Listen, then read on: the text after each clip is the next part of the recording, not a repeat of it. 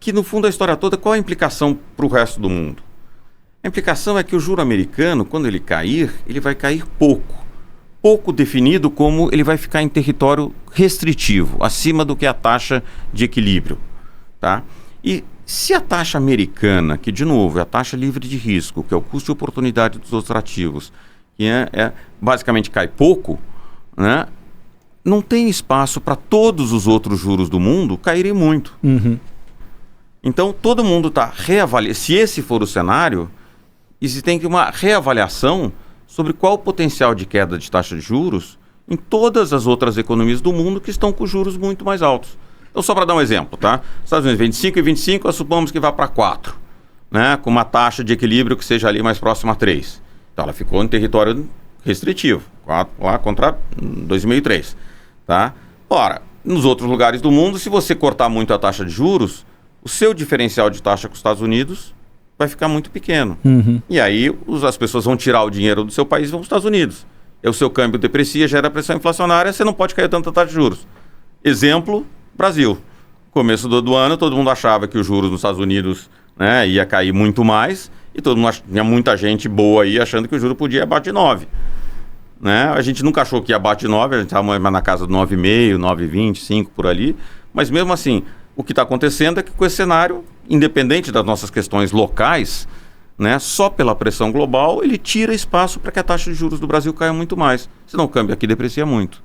Mas isso acontece com o México, acontece com a Europa, acontece com a Inglaterra, acontece com o Chile, acontece com a Coreia, acontece com basicamente todos os países que você acompanha, porque eles são interligados.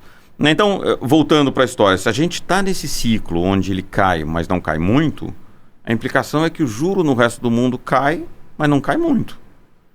E no ciclo de 95 isso também aconteceu, lá em 95? 95 era um mundo muito diferente, né? Porque era um mundo muito mais de câmbio fixo, né? É verdade, o Brasil estava recém entrando ali no real. O Brasil estava, a Ásia inteira estava, né? E o que acabou acontecendo, no entanto, é que chegou uma hora que, quando você ficou claro que você tinha uma assimetria grande, você teve corrida contra essas moedas.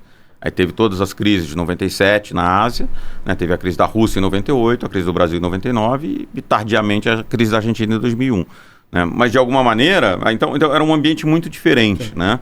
Mas o que é importante aqui é que num ambiente como esse ele contribui também para ser um ambiente de dólar forte. Então, né, a gente já chegou à primeira implicação para o resto do mundo, que é o juro não cai tanto. E ele não cai tanto porque as moedas em relação ao dólar, em geral, implicam um dólar forte. Então, assim, o potencial do real se apreciar muito num ambiente como esse, a gente precisa ser muito bom, tá fazendo muito dever de casa certinho, para num ambiente como esse o real se apreciar. Né? Tinha um cara que até recentemente estava fazendo isso, estava ganhando dólar, que era o México. Aí teve uma eleição recente que complicou um pouco o meio de campo e a moeda perdeu. Mas, enfim, fora isso, é muito difícil você conseguir manter a sua moeda apreciada num ambiente como esse. Eu gostei do didatismo que você explica o impacto sendo bem mais claro, né? Se o Brasil resolver cortar juros mesmo com os Estados Unidos mantendo o juro alto, né?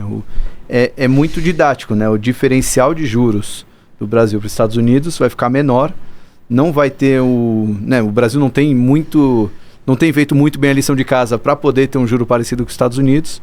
O dinheiro vai sair daqui, vai afetar o dólar e vai impactar a inflação. Logicamente, né, a taxa de câmbio não é determinada só pelo diferencial de juros. Mas a maneira de pensar sobre isso é que você tem os fatores globais e tem os fatores locais. Né? Então, no fundo, se o fator global está puxando para um câmbio mais depreciado, o fator local tem que ser muito bom para o câmbio apreciar. Agora, se o fator local não ajuda, o câmbio deprecia muito mais. Então, numa situação como essa, quem são as economias que se dão bem? São as economias onde, basicamente, você está preparado para um ambiente externo adverso. Porque quando o vento é a favor, tudo é fácil. Agora, quando o vento muda, é que você descobre quem é a economia que está melhor. No fundo, a maneira de pensar sobre isso é o seguinte: eu vou ficar comprado em real, ganhando juro em real. Se eu achar que a economia brasileira vai melhorar, que o crédito, né, o crédito swap, enfim, as medidas de risco do Brasil vão melhorar, né, eu acho que eu tolero ter um diferencial de juros menor porque eu estou correndo menos risco. Agora, se eu acho que o risco do Brasil é maior, eu preciso de uma remuneração maior. E se a remuneração não está lá, eu vou para o dólar. De novo, você pode comprar dólar e investir numa taxa de 2 anos de 4,70. Juro real de 2 anos de 2,70, assim, em dólar. A gente está falando aqui NTNB é super bom, né? Não, NTNB, né? 6,5, pô, 6,5 é bacana. Mas 2 anos em dólar, 2,70 em real, também é bacana. Né? Então, é esse tipo de concorrência que a gente no Brasil está enfrentando, mas voltando ao ponto, não é um caso só do Brasil. Quando a gente analisa outras economias do mundo, é importante ter essa perspectiva do vento contra que também está indo para essas outras economias. E aí, logicamente, o que acontece é que quando há uma mudança relevante de fundamento, a moeda reage muito, muito rápido. Né? Eu falei aqui do México, que foi um exemplo recente, mas eu posso dar um exemplo para vocês da Índia, que foi uma moeda que tinha uma eleição, todo mundo achava que o Modi ia fazer maioria, etc. Era o queridinho do mercado, estava apreciando em relação ao dólar. No dia que a eleição, que ele não ganhou a maioria, o mercado até estabilizou depois, mas teve uma mudança muito relevante naquele dia. Eu posso dar exemplo para vocês mais recentemente a França. Com essa eleição que vai ter, né, o primeiro turno nesse fim de semana, a França, todo mundo sabe que a situação fiscal da França não é muito boa. Né? Mas tinha lá, era a França, pelo menos, centro do core da Europa e tal e tudo. Agora, você cria a perspectiva de ter um governo que você não confia economicamente, a reação nesse ambiente ela é exacerbada, ela é muito maior.